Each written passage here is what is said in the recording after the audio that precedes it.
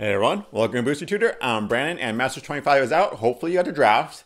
I only got to do one because my store, it barely went off. But did a almost mono black aggro deck. I splashed white for like Fiend Hunter. I know, not a great splash, double white.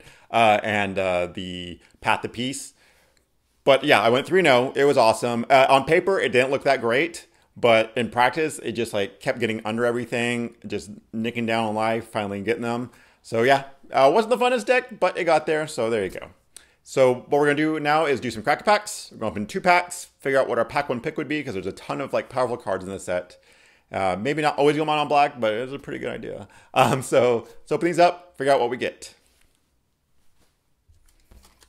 2 packs. We're going to do our pack 1, pick 1, starting off with Jace. Why not? Okay.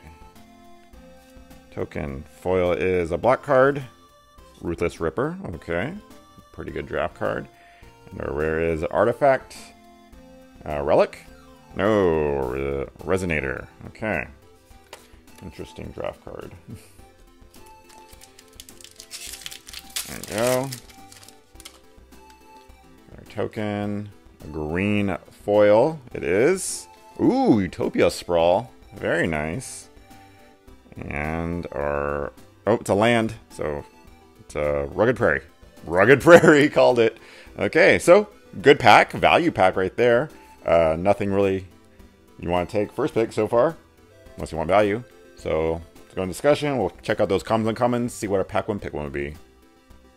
Alright, first we have Knight of the Skyward Eye. This is 1 white for 2/2. So, comes down early, you know. 2 mana for a 2/2 is always fine. But late in the game, you can pay 3 and a green to make him a 5/5 basically. You can only do this once per turn, which kind of sucks because you know you like to attack, and if it gets through, pump up a ton, or you know if you want to, they have like a 6/6, you want to try and kill it in something. But you can only do it, make it a 5/5 and green, so you have to go 2 colors. I mean, you can splash for it, but I'm not gonna first pick that. Horror of the Broken Lands. This guy from Amonkhet, awesome guy. 5 mana, 4/4/4, that's fine, it's not great. But if you cycle it, you know, freaking gets +2/+1, and you can just pay a black to cycle it. So if you get this in your opening hand, and you're just like, ooh, I need some mana or something, just cycle them away. So, love this card. Would first pick.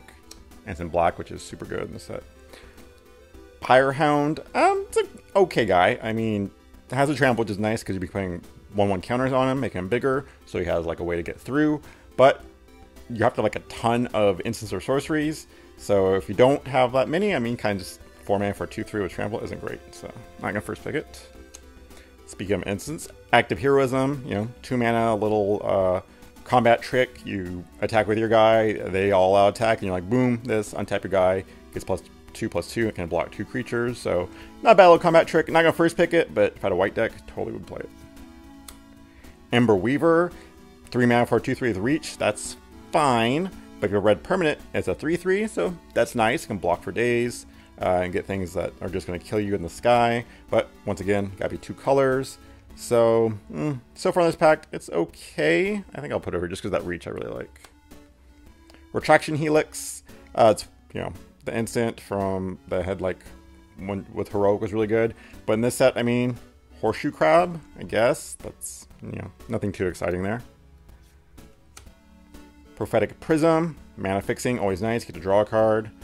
Don't think I'll first pick it, but it comes around, definitely take it, especially from like 3 colors. Dark Ritual, I mean, the OG card, 1 black to get 3 black. If you're doing like black aggressive, not bad. Would I first pick it? Maybe. I think I'd rather have a creature though.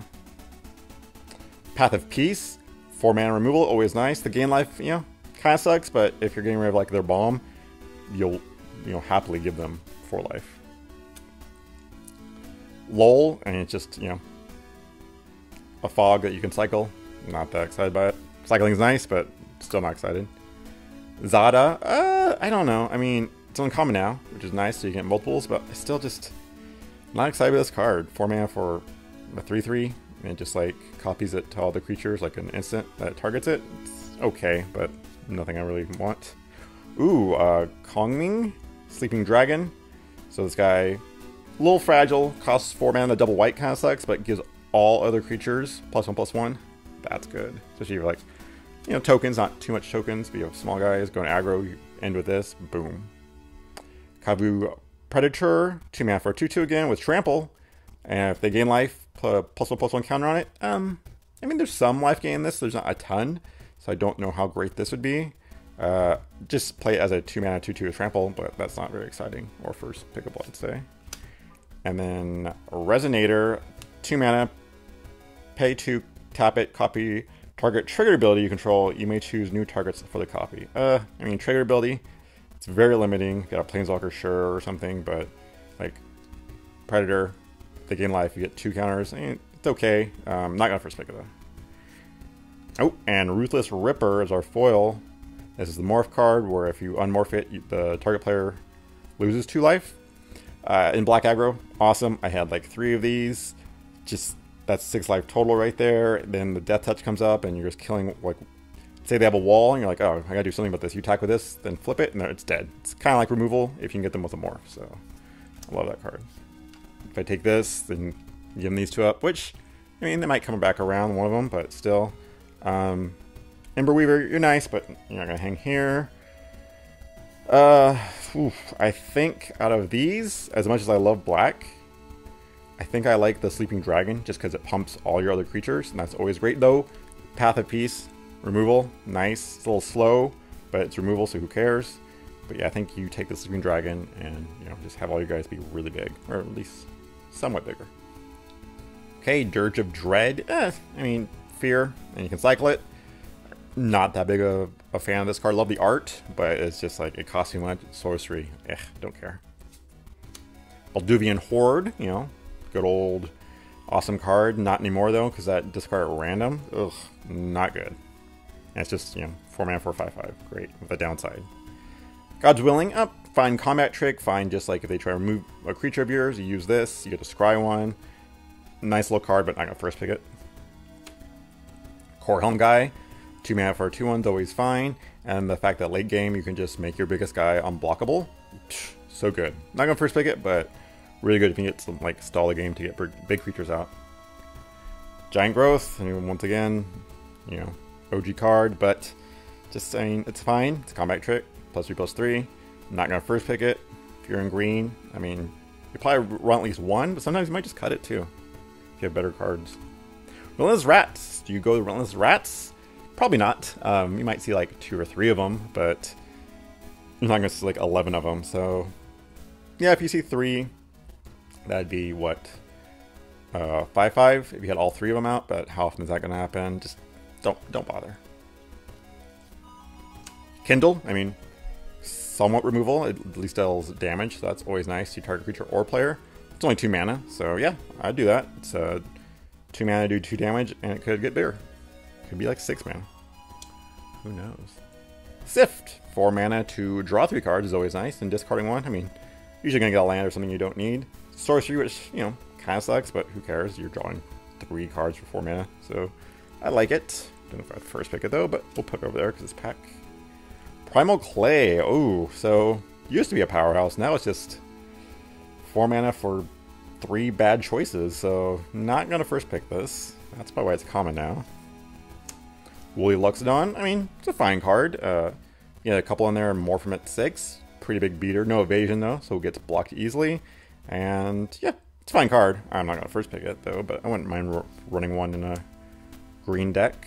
Spike Shot Goblin, I mean, no matter what, he's gonna be taking out 1/1s or 2/1s and stuff, so that's always nice. And if you can get bigger, you can take out some bigger things. So, and also just take player, so yeah, love this guy. Caustic Tar, a little expensive.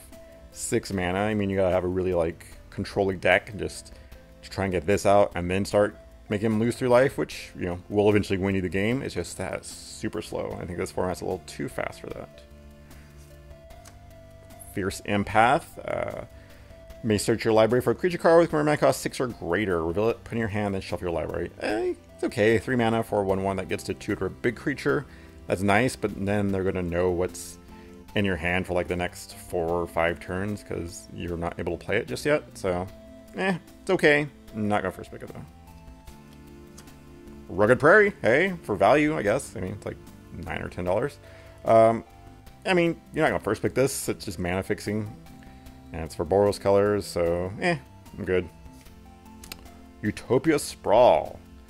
So 1 green, enchant Forest. As it enters the battlefield, choose a color.